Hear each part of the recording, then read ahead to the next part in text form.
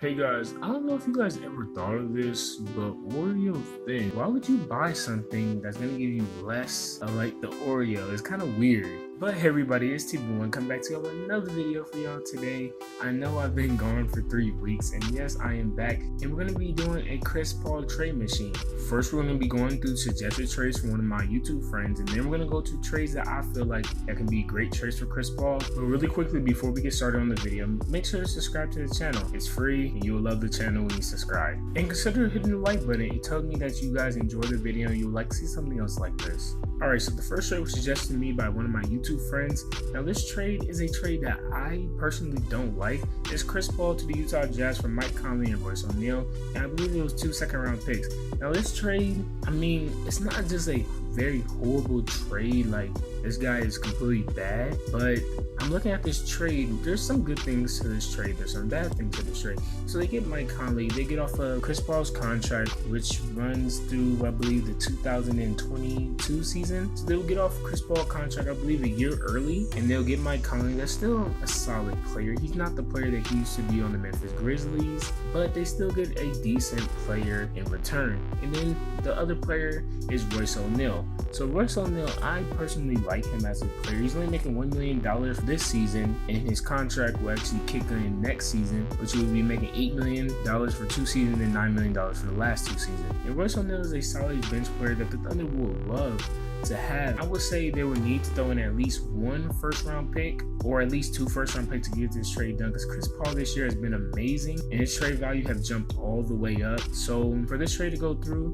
Mike Conley will probably have to be in the trade. Royce O'Neal will have to be in the trade. They can find some young player they can put in there, and either 1 first-round pick or 2 first-round picks, depending on what young player they put in there. Honestly, as a Thunder fan, I do not like this trade. We do get off the Chris Paul's money a year earlier. We get Mike Conley. Basically, they're saving $5 million.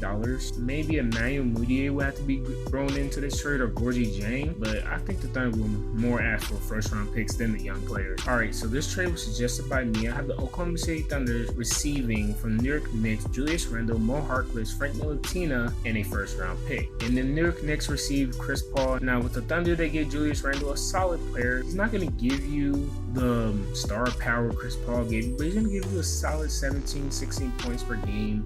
He's not going to put your team over the hump. He's just like a solid role player or a solid starter you can have. Like, he's a perfect player to go play on the Golden State Warriors. Somebody that will just play their role. And then they get Mo Harkless in an expiring deal, $11 million. Thunder trying to save money, so expiring deal will help him out a lot. Mo Harkless is a good player, but I don't believe he'll be that good for them. And they get Frank Ntilikina, a good young player. I still believe that has potential, but he needs to be on a new situation. The New York Knicks don't know how to develop players.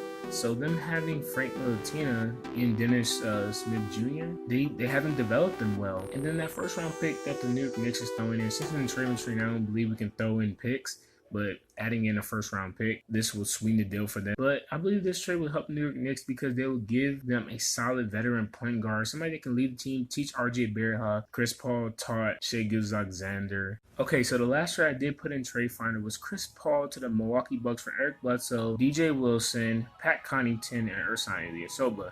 Now this trade would take them over the luxury tax by $6 million. So unless they want to do a signing trade with Pat Connaughton, this trade will not go through. But hypothetical, they find a way how to get this trade to go through. We'll be receiving a young player in DJ Wilson that's going to play solid minutes off the bench behind Darius Bazley. And then Pat Connaughton, solid player. In my opinion, he's going to get you, I would say, at least 7 to 9 points a game. I would say a low risk, kind of like a high reward prospect.